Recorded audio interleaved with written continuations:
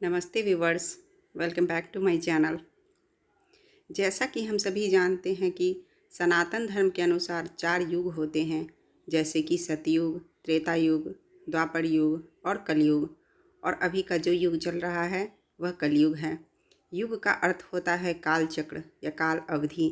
हिंदू धर्म के अनुसार 3 युग बीत चुके हैं और अभी चौथा युग यानी कि कलयुग चल रहा है। और समय चक्र के अनुसार जब कलयुग समाप्त हो जाएगा तब फिर सतयुग का आरंभ होगा। इसी तरह चारों युग अपने कालचक्र के अनुसार चलते रहते हैं। किसी भी युग का अर्थ होता है कि उस युग में किस प्रकार व्यक्तिगत जीवन, आयु और उसमें होने वाले मनुष्यों की ऊंचाई और उसमें होने वाले भगवान के अवतारों के बारे में जानना, जो युग परिवर्तन के बाद बदल जाते हैं। तो चलिए जानते हैं। सतयुग, प्रथम युग।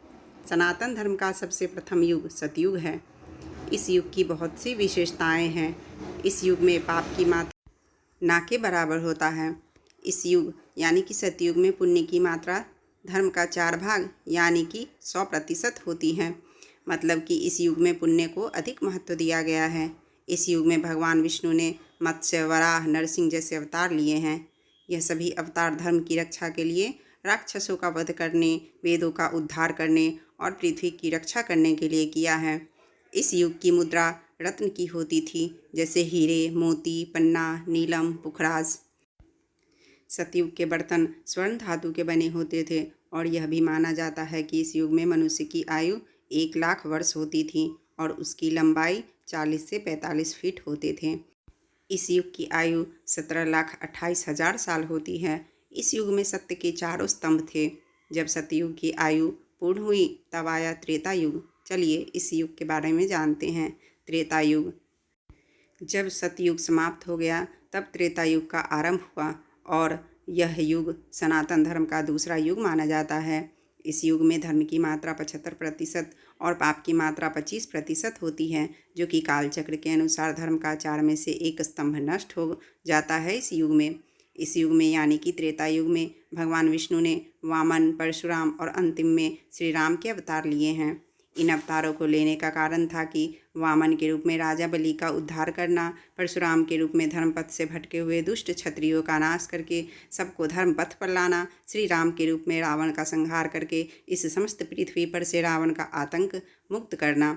इस युग में मनुष्य की आयु 10,000 वर्ष रह गई थी और मनुष्यों की लंबाई घटकर 21 फीट तक रह गई थी, क्योंकि इस युग से पाप की मात्रा बढ़ने लगी थी। इस युग की मुद्रा स्वर्ण की होती थी और पात्र यानी कि बर्तन चांदी की होती थी और इस युग की आयु 12,96,000 वर्ष होती है, जो समय अनुपात के अनुसार घट जाती है। इसके बाद आता है द्वापर युग। द्वापर युग। त्रेता युग की आयु पूर्ण होने पर द्वापर युग की शुरुआत होती है। द्वापर युग को सनातन धर्म का तीसरा युग माना गया है। इस युग का तीर्थ स्थल कुरुक्षेत्र है। इस युग में पाप की मात्रा बढ़कर 50% और पुण्य की मात्रा घटकर 50% हो जाती है। इस युग में धर्म का आधा भाग यानी कि 2 स्तंभ खत्म हो जाता है। इस युग में मनुष्य की आयु घटकर 1,000 वर्ष रह गई थी और मनुष्य की लंबाई 10 से 11 फीट रह गई थी। इस युग की मुद्रा चांदी की होती थी और इसके पात्र तांबे के होते थे। इस युग की आयु 8,64,000 वर्ष होती है। इस युग के अंत में भगवान विष्णु ने श्री कृष्ण के रूप में अवतार लिया था और इस पृथ्वी पर से अधर्म का साम्राज्य मिटाया था और फिर पुनः धर्म का साम्राज्य स्थापित किया। उसके कुछ वर्षों बाद कलयुग की शुरुआत हुई। कलयुग, चौथा युग। द्वापर युग के समाप्त होने के बाद अर्जुन के पौत्र राजा परीक्षित के शासनकाल में कलयुग की शुरुआत हुई। कलयुग सनातन धर्म का चौथा और अंतिम युग कहा गया है। कलयुग को मानव जाति के लिए सबसे श्रापित युग भी कहा गया है। इस युग में पाप की मात्रा 75% और पुण्य की मात्रा 25% ही रह जाएगा। इस युग में धर्म का 4 स्तंभ में से 3 स्तंभ खत्म हो जाएगा और धर्म का 1 भाग ही रह जाएगा। इस युग यानी कि कलयुग की आयु 4,32,000 साल है। इस युग में मनुष्य की आयु 100 वर्ष और उसकी लंबाई 5 से 6 फीट तक बताई गई है, जो कि कलयुग के अंत आते आते मनुष्य की आयु 10 से 12 वर्ष और इसकी लंबाई 5 से 7 इंच तक ही रह जाएगी, जो कि अभी कलयुग का प्रथम चरण ही चल रहा है।